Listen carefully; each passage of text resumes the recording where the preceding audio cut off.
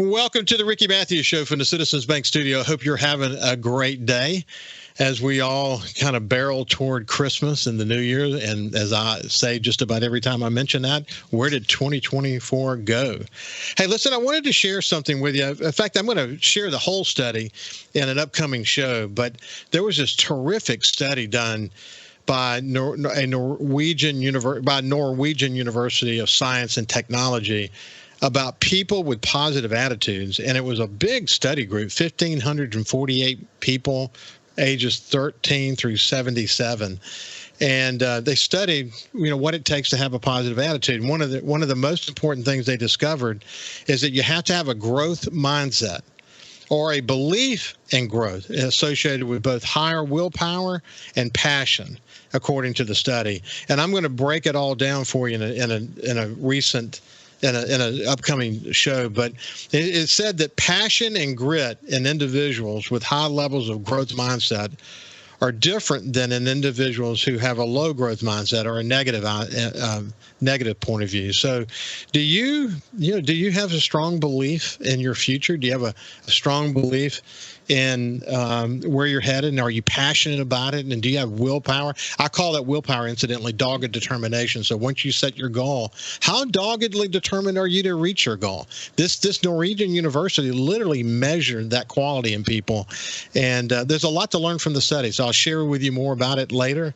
But, I just thought I'd wet the whistle this morning. So without any further ado, let's move over now to my friend Bill Lavers from the Harrison County Development Commission, someone I haven't talked to in a while because he's been actually in the trenches with willpower and dogged determination and a positive mindset and winning.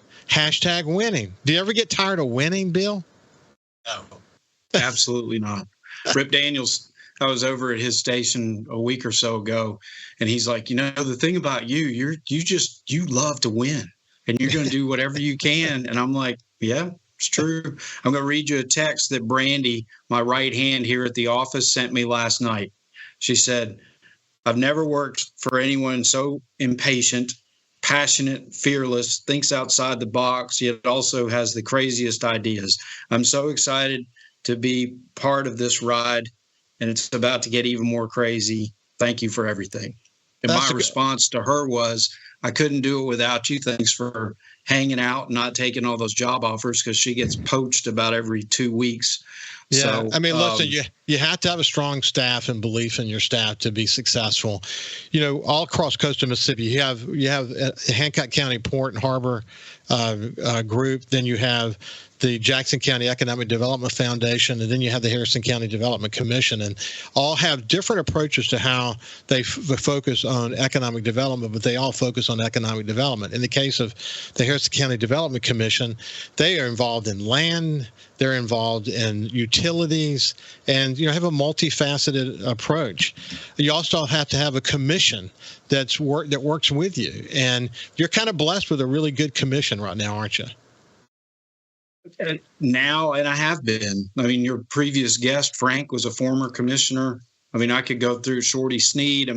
There's a lot of great people in the community that have served the Development Commission and retired and done other things. But yeah, without their support and guidance, because I count on every one of them. They all have a different viewpoint, and it may be my idea, and they may say no. That they laughed at me. Y'all helped with this. I'm going to do targeted radio ads in Seattle and Toledo where people are getting laid off. They laughed at me when I said I was going to go do that. Well, nobody else is going on offense, and I guarantee you in Toledo, they're not thinking about coastal Mississippi right now, where they're shoveling 5 feet of snow and they're worried about where their next paycheck's coming from. Yeah. So if now's the time that they need to make that transition, with your help, we've got a radio ad that's going to go as a rifle shot into those markets to try to see who may want to be, today in sunny skies and 50 degrees. I couldn't say that yesterday because it was miserable and not a chamber day. But those are the things that we have to do, because the things that keep me up at night are not what hit the news yesterday. Right. It's where are those people coming from that are going to fill those jobs, because the only other way we're going to do it is grow it out of the schools, which we don't have enough kids for that, or everybody's going to be, put on an eye patch and be a good pirate like over in Bay St. Louis. So you're going to steal somebody else's employee, or somebody has to move in, and we've got to train them up, and we need all that. And in order to accomplish what's coming that I know of, not counting anything else is happening with, we got to have a different approach to it than we've had in the past. And we're going to get to the recent headlines for the Harrison County Development Commission of great news coming out of that organization. But before just to add to that real quick, what's really interesting, I've been doing this show for 5 years, and I've seen an evolution of conversation with for example, the president of University of Southern Mississippi, the president of William Carey University, with Mary Graham at Mississippi Gulf Coast Community College, with the various administrators at the high schools, with industry, business and industry, and the Business Council, and the list goes on and on. Everyone, I think, recognizes that the key to success is that we've got to be incredibly aware of the kind of jobs that exist today and the kind of jobs that are coming. So what I love and what I'm hearing from the universities and the colleges, the community colleges, is that there is a real commitment to training to the kind of jobs that we need now. And they're very aware of what's coming. So there's a lot of listening going on. But as you pointed out, there's not one program that's going to solve our problem. It has to be a number of things working together.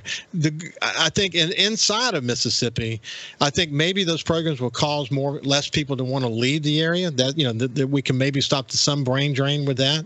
Right. And then, of course, with more creative programs, targeted outside the area, we can encourage people to come here. But we're going to have to hit on all those cylinders. And then the other layer of that is, if they're coming, where are they going to live? We got to have apartments. We got to have all different, economic levels of apartments and housing. And, we're talking about thousands of construction jobs. Some of those guys are going to live in RVs, but not everybody wants to do that. So we need good partners like Citizens Bank and Greg Cronin and his team, to try to get more housing done and affordable housing. And it's not, this is not isolated to Harrison County. It's a national epidemic that we've neglected for years. Brandon was in my office, Brandon Elliott, 2 years ago, talking about this. During the COVID downturn, and how do we change supply and demand? And here we are still talking about it. Demand is crazy right now. Insurance is a big factor for us. Like, previous guest was talking about arithmetic. I listened to Fofo the other day. It's not math anymore. It's arithmetic. So there's just a lot. There's a lot going on, and there's a lot that needs to go on to cover all the bases that we have to cover. What's interesting is after Hurricane Katrina, we spent a lot of time talking about affordable housing. I mean, a lot of time. At that time, it was just trying to get homes for the people who lost their homes. Yeah. But then, the conversation evolved over time to say that just period as we go forward. When you look at construction costs, you look at the price of land, insurance costs, the conversation that Frank Bordeaux and I had, it all factors together. But at the end of the day, man, like Haley Barber said many times before, and I've repeated here on the show many times, federal government and state government is going to help you get back on your knees, but it's private enterprise that's going to help us get back on our feet. And so we need to have infrastructure. We need to have all these things in place that make it easier for economic developers when you guys go out and attract a big business to come here, that they know they have good partners really across the board. Why don't you give me some of the big headlines coming out of your organization recently? So yesterday, pretty exciting day. We announced a $540 million project to co-locate with Chemours to support the jobs that were already here. Last night, Diane, I can't remember her last name, from Chemours, who's the division head of that component, when they told the staff yesterday at 5 a.m. at shift change, it was kind of like Buc-ee's. It was one of the worst kept secrets in the county. But when they announced that this was really happening, there were cheers from the employees for the stability, for their families, for the future. And she was really emotional when she was relaying that to us last night. And I I sent the CEO of PCC, Peter. We went on a site visit we've been working on this deal since October. Seems like everything we start farming is in October, which is not the time to be planting seeds. But so we started this the day that Ocean Aero was having all its groundbreaking and ribbon cutting and everybody was down at the port. I was starting to work on PCC with the owner and the CEO, captive in an environment for 3.5 hours. Headed west. Hey, Bill, let's do this. We'll pick it up. We'll just hold your thought. This is Bill Lavers, who's the Executive Director for the Harrison County Development Commission. When we get back on the other side, we can continue the conversation about the great news that is taking place in Harrison County. We'll see you after this. Welcome back to the Ricky Mathews Show from the Citizens Bank Studio. We have Bill Lavers, the Executive Director for the Harrison County Development Commission. They're the Chief Economic Development arm for Harrison County, and they've had some good news lately, and we're kind of breaking it all down. So why don't you pick it up from there, Bill? So PCC is a 30-year-old company from Germany that's owned by a billionaire that I got to spend some time with, several hours. And, my business, like everybody's business, is relationship. And I like dealing with people I like dealing with. And these are awesome people. So they're in the chemical business in Europe. They took over a plant in Poland from communist Poland and turned it over. So we were there. And my email to the CEO after our trip over there and just the hospitality that they showed us, they outdid Mississippi.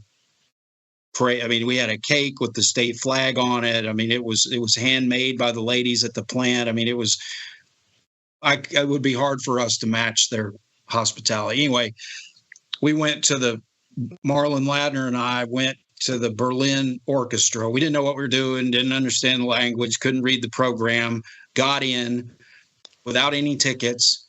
And as I'm sitting there, a violin sounds pretty good by itself if you like violin. But when you put all the rest of the instruments together, that orchestra is an amazing thing. And that's what happened for us to be able to announce what we did yesterday. So it took MDA, it took the Development Commission, it took the county doing the first fee in lieu that we've ever done in the history of the county. It took PCC thinking outside the box. It took Mississippi Power. So, it literally, there's so many factors that go into landing something like that, but we don't get chances like that ever. So when I get a chance like that, I'm all in. And you gotta throw me out, put me on suspension, issue a restraining order, because I'm not giving up until we get that deal done. And it was us against Texas, and they signed the documents yesterday. Now, we still got a long way to go. This is a 3-year construction period, but we're talking about a chemical facility that's going to pay over $100,000 a year in their jobs, support the 500 jobs at Chemours that are already here, potentially add another 300 jobs to Chemours. During construction, it's 12 to 1,500 jobs for 3 years. That's just PCC.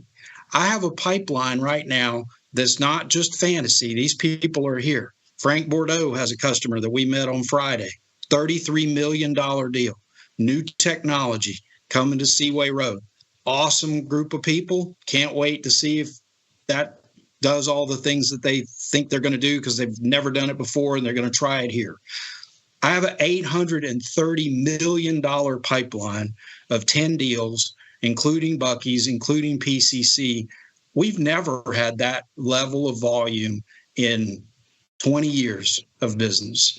And partnering with MDA, we have almost $20 million of incentives through MFlex, which is their new flexible program. So it's not just the big deals that get help, it's the little guys. We have a customer that's going to expand here from Pensacola. He was like a little kid with a new skateboard on Christmas morning because of the incentives that MDA offered him that he's never been offered in Florida.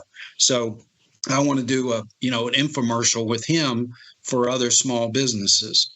That deal is going to create 50 jobs and it's $6.7 million. And we just did a deal on Monday.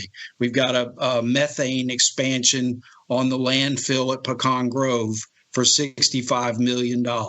So you got Buc-ee's at 60 million, you got the landfill at 65, and you got PCC at Chemours for 540 million. So you got $660 million within one exit of each other on the interstate. And we're just getting going. So with the election behind us, the phones are ringing more, interest rates are dropping, people aren't as scared as they were about the uncertainty. It's going to be a great time. And I told, Billy Thornton is my board chairman, and he's excited, and he's like, we haven't had anything like this going on in a while. And I said, well, we have, but it's just not all happened at once like it is. And this is what we're built for. I mean, this is what we've been preparing for. I've been telling my team and building the right people and having everybody in the right place to do exactly what we're doing. So that's the new business.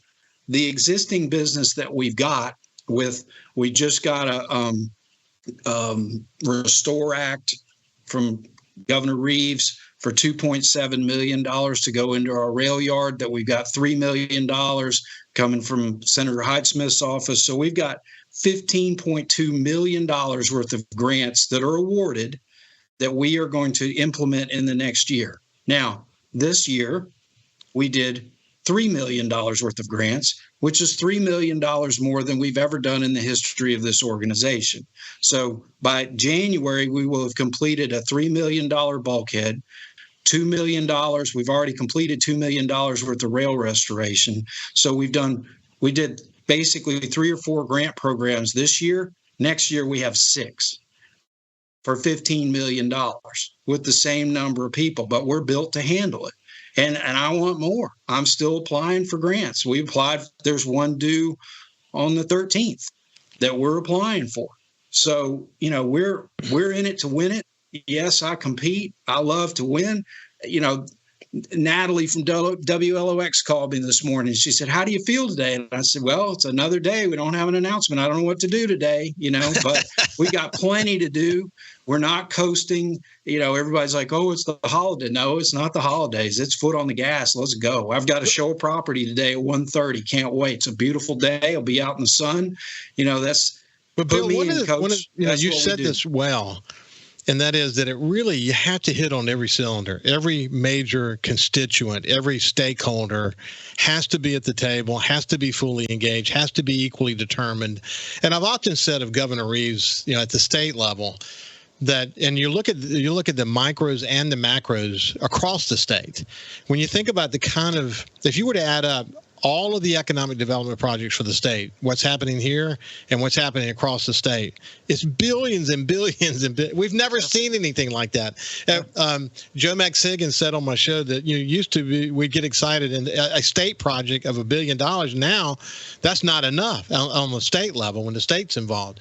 But I haven't hit the B yet. And I'm as excited as anybody's ever been because I got $800 million worth of stuff to work on. It adds up. We've never had that. What I wanted to say that $800 million is over 1,000 jobs. Yeah, that's what scares me. Is where are the people that are going to fill those 1,000 jobs that aren't here yet? Are the people here? I don't think so. And unlike Boeing and other places that are laying off, we don't have companies shutting down and laying huge people off. If we do have a setback, those people are picked up within days or weeks. Yeah, you're right. They don't miss a paycheck. Hey, so a point I want to make, though, and I've often said this, that when Tate Reeves came in, he could have, there's a lot that Mississippi may be challenged by, whether it be economic development in places like the Mississippi Delta, or let's say the hospital situation that's happening.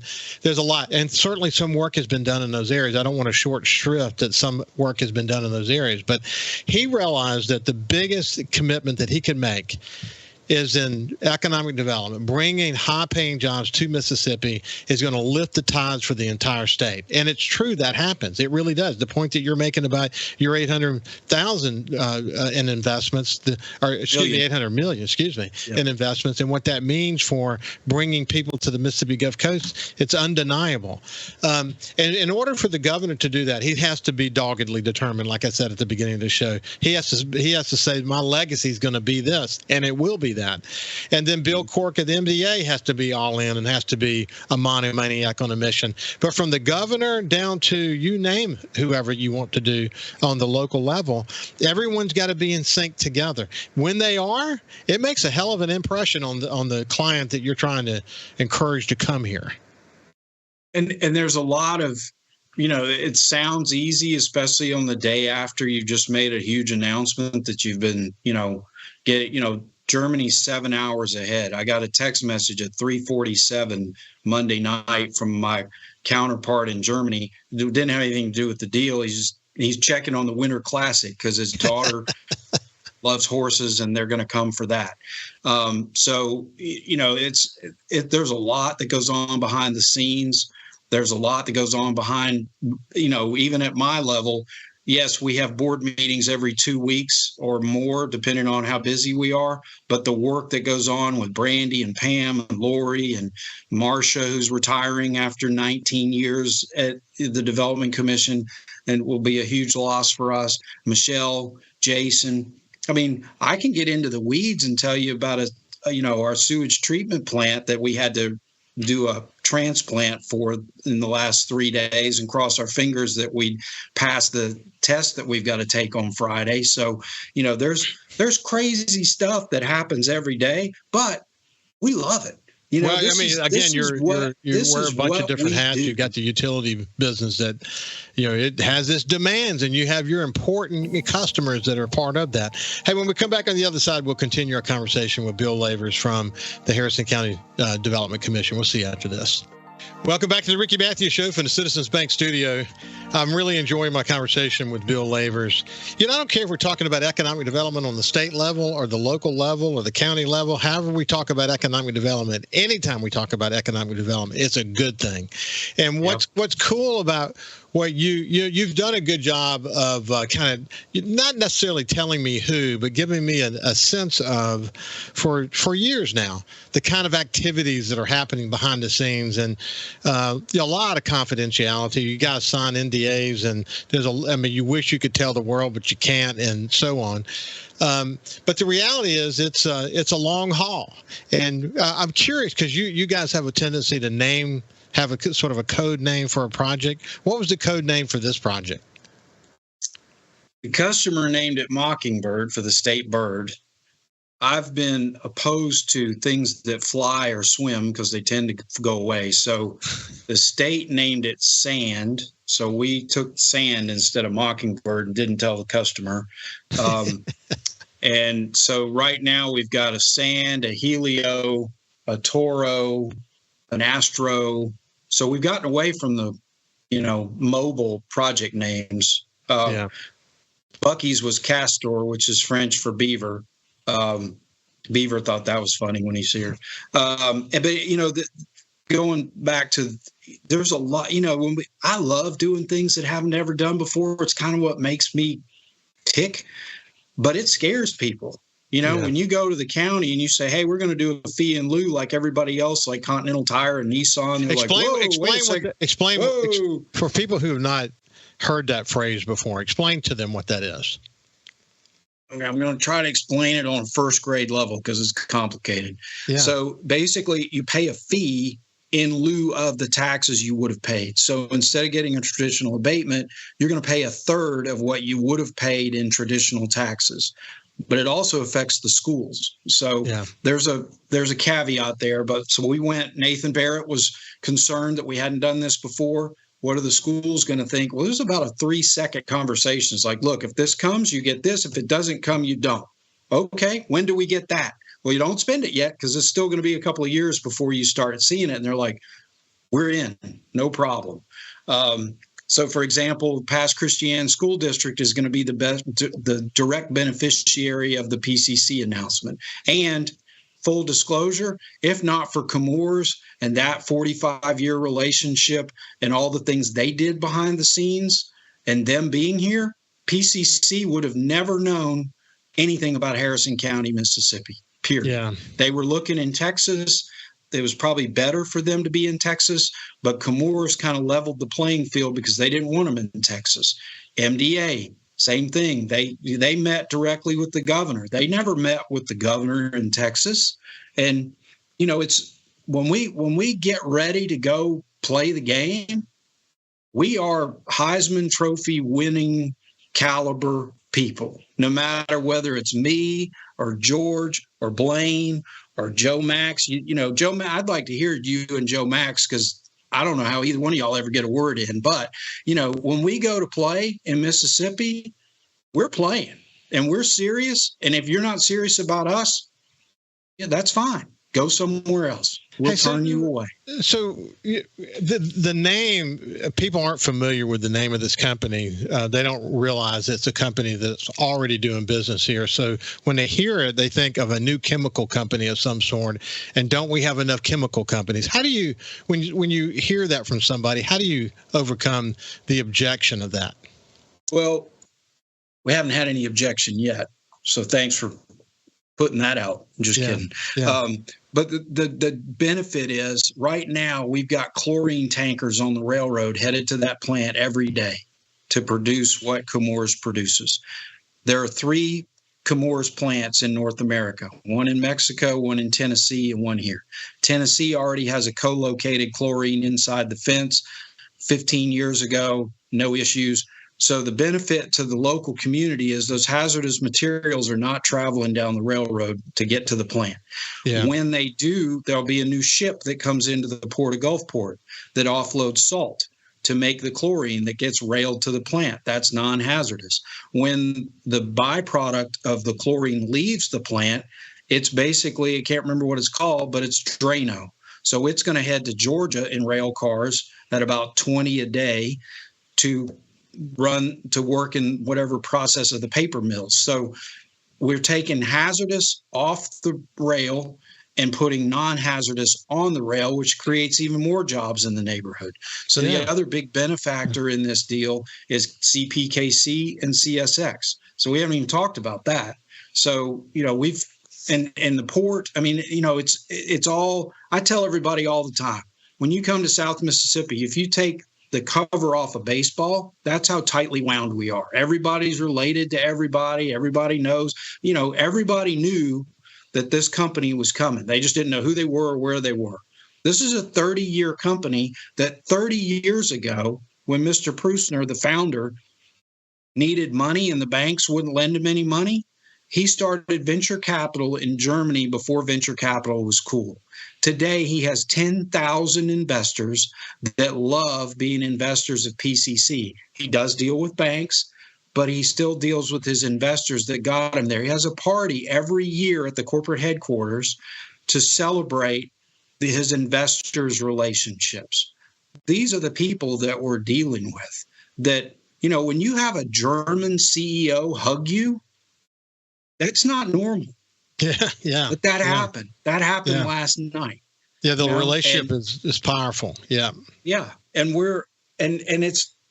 that's what we do. Everybody's like, oh, everybody talks about jobs and economic development in every speech they give. 90% of those people don't have a clue what it takes to create those jobs and what economic development really is. And tell us more about the product that they make. Chlorine. Yeah. That's simple. They take salt, they charge it with electricity, they make chlorine gas. It's going to be completely consumed at Chemours, which is going to drive Chemours' costs for chlorine, for transport, and chlorine production is more restricted now because of some EPA guidelines that are coming out. The company that's coming is already above what the standards for 2028 are going to be because of the membranes that they use, or that maybe they don't use membranes. I'm not, when you don't ask these folks a science question because you'll get lost in like 10 seconds. So, but the other part, if not for Chemours, PCC wouldn't be here. But if not for Chemours, PCC would not be coming. And in the future, they're going to add other modules, which will be able for this plant to produce other things that are needed in the region that will create more jobs. And so it's, this is step one of probably a 5-step. The main engine is chlorine, but because like when we were in Poland, they make memory foam pillows. They make all these other products that are chlorine based that they can then add these modules when they're here. This is their first plant in North America. They're very excited about that. They've done plants in Malaysia. They've done plants in Iceland. Now that I said that, I mean, that's not the first time I've said this is their first plant in North America. But this is the largest deal I've ever done in my career. And I love the fact that we're doing this. The numbers are big. The people are great. The jobs pay well. That's what this is all about. Yeah. And it's for the future. For the kids that are in school right now, that are juniors and seniors in high school, here's a job. If you want to learn what they do and be in the pipeline, now's your chance. Yeah. Because by the time that plant's built, there's a job. If you want to help build the plant, Floor from Houston is going to come over here and need 1,000 people to help build a chemical plant. Hopefully, Specialty Machine's going to get some opportunities to build some stuff right here in Gulfport. They're already helping the customer that we met with Friday with Frank. I mean, so the ripple effect, when you really start, when I really slow down and when I write a report like this to my commissioners, and they're like, oh my gosh, we talk about it all the time, but when you put it down on paper that we're at over $800 million and we're just getting started, it's crazy, but it's fun. It's what we're supposed to be doing. Well, what it does is what it should do. Let's put it that way. What it should do is create momentum. Yeah. Because the word gets out. And you guys are focused. I mean, what it does to your team, it makes you really aligned around what it takes. And so when you go to do the next one and the next one and the next one, you just get better at it, don't you? Well, I'll give you an example from last week. I'm talking to this guy named Eric in Pensacola. Never laid eyes on him. And Beacon Roofing moved here. Specialty Machine was on Three Rivers Road for 40 years, the Bishop brothers. And they wanted to move to the Seaway and the old Lewis Smith property. So put a deal together with Monty Luffy's help. I'll talk fast, I hope. Anyway, so Beacon buys specialty. You can finish it on the other side, but we're at the end of the segment. Right. When we come back on the other side, we'll continue and finish in the final segment our conversation with Bill Lavers. We'll see you after this. Welcome back to the Ricky Mathews Show. We're talking about economic development success in Harrison County at the Harrison County Development Commission with the Executive Director, Bill Lavers. Bill, when we went to break, I had to cut you off. So why don't you continue your thought? So Beacon Roofing buys the old Specialty Machine. Specialty Machine buys the old Lewis Smith. They have a simultaneous closing. That was like 2 years ago. We celebrated it because it's, the Bishops get to grow. They're excited. They get to grow their business. Beacon gets to come into the market.